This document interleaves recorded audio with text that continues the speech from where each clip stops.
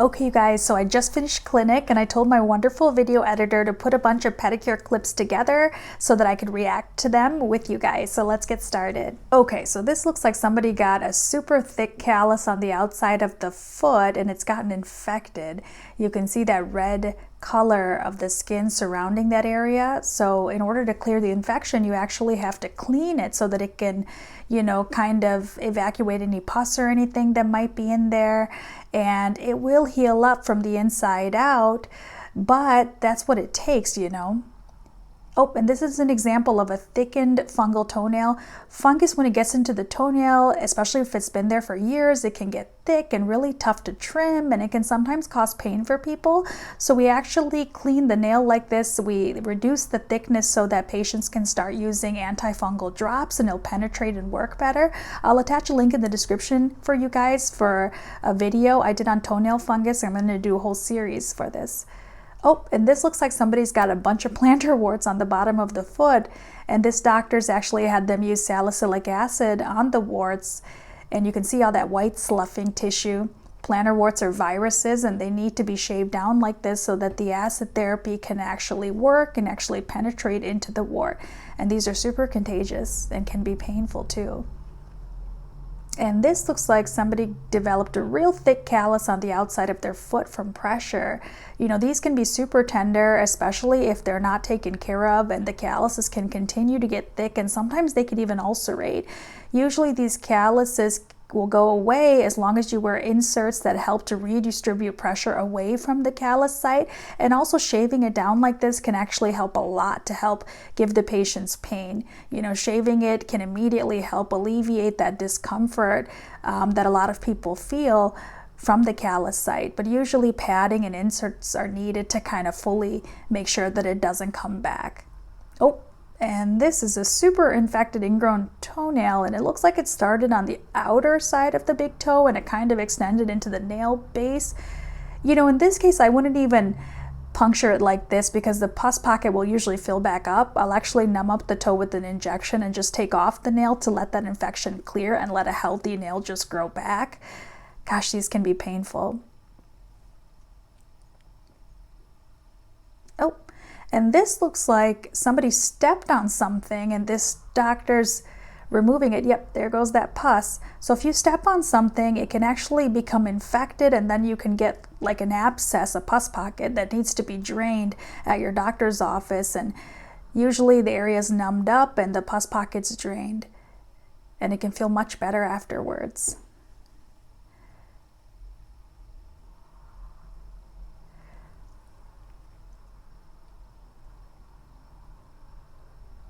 Oh, and here's an example of another infected ingrown toenail.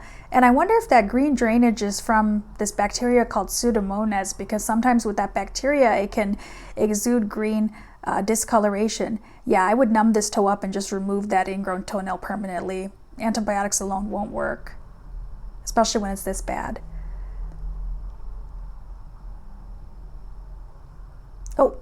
And this is an example of somebody who's got way too many plantar warts on the bottom of the foot. And oh my gosh, I would never use this much acid therapy on somebody with this many warts, salicylic acid therapy, because it just ruins too much of the healthy tissue along with the warty tissue. There's other wart acids that you can use that doesn't impact the skin like this, the healthy skin. Oh. And this is an example of somebody who's got real thick callusing, it looks like, on the forefoot. This can happen a lot and I see it quite a bit, and usually shaving off that callus will help, but these people definitely need to wear callus pads and also inserts to take pressure away from the forefoot. I mean, imagine if you're a runner and you get these thick calluses, it can be super tender with every step. It can feel like, you're stepping on a rock sometimes when you're walking and when you're running. But shaving it off can help a lot in helping to alleviate pain. And it looks like this person actually has callus not just in the middle of the forefoot, but on the inside and the outside of the forefoot. So they should get quite a bit of relief from getting this shaved off, actually. It'll feel much better when they're walking. Oh, and oh my gosh, there's so much pus with that ingrown toenail. Yeah, in this case, this toe needs to be numbed up. That ingrown toenail needs to be removed. This person needs antibiotics, maybe for like at least a week or two to help clear that. Definitely don't wait to get your ingrown toenails treated. And here's an example of a porokeratotic lesion. This is when you develop a super thick callus and it just kind of forms like a core on the bottom of the foot. Getting it shaved off is necessary to help to treat it.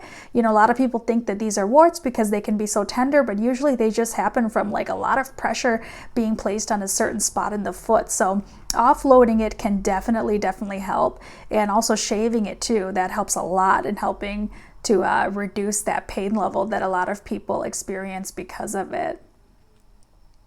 Yeah, this person will feel much better once this is all shaved off and done.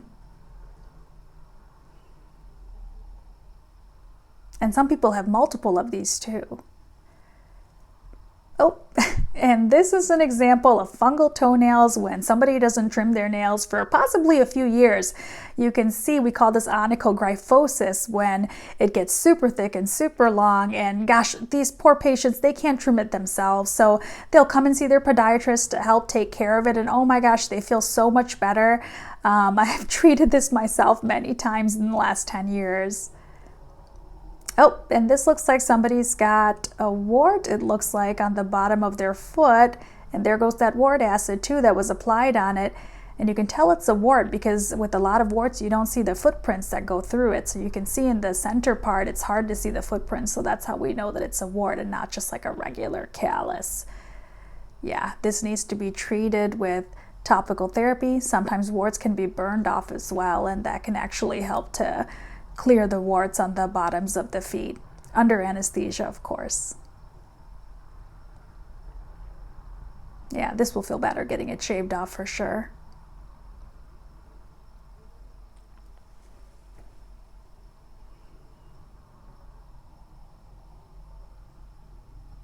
Oh, and here's another example of toenail fungus.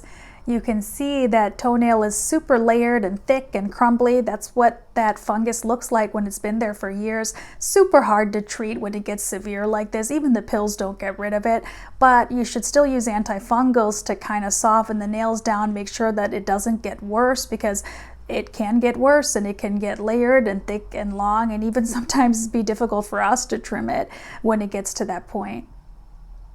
But yeah, you need to get it trimmed and filed down. Oh, and here's somebody else with an ingrown toenail. Looks like it's on both sides of the toe. You can see how it's all swollen on both sides of the toe, and it looks like this person is actually cutting out the corners. Gosh, I would definitely numb the toe up. Oh, and here's an example of a subungual hematoma, some dry blood under the bottom of the toenail. I'm not sure why this person is cutting the nail off. Usually these hematomas, especially when they're old blood like this, the nail will just grow out with the hematoma, and there's no need to cut the nail like this. Actually, you can introduce infection by doing it this way. It's different if your bruise is like fresh and causing a lot of pain, then we actually will drill a hole in the nail or just take off the nail to evacuate the blood. But in this case, this looks like it's been there for a while, it's dry, and it can just grow out just fine. There's not really a need to kind of shave it off and disrupt the nail plate. Oh, and this is somebody who's got really thick, dry, cracked heels, it looks like. Yeah, this can be so uncomfortable, and we see so many patients for this. Like in this case, you need some topical prescription, you know, topical prescription creams to help with the moisturizing, and also debridement like this, just to kind of, you know, help with the pain and make sure that it doesn't get infected, because that's the biggest concern in addition to the pain. Yeah, and getting this cleaned off will definitely make the patient feel better, but moisturizer's definitely needed because dry, cracked heel care needs to be done every single day. And I'll attach a video that I made on this topic actually. I like moisturizers that include urea plus salicylic acid. And here's an example of somebody else who's got dry, cracked heels where they're getting it shaved off, and it looks like this person also struggles with like fissures. You can see how the heel cracks have gotten deeper. Oh, and here's somebody who's getting their toenail removed. You know, I'm guessing that this nail's been loose already because it looks fungal, and a lot of times with fungal toenails, the nails will just kind of come loose on their own. Usually I just let the nails fall off. I don't usually take off the toenail unless there's pain or infection. But yeah, fungus in the toenails can cause the nails to loosen and fall right off, just like with this video. That's it for this video, guys. Make sure to subscribe to watch more videos just like this one.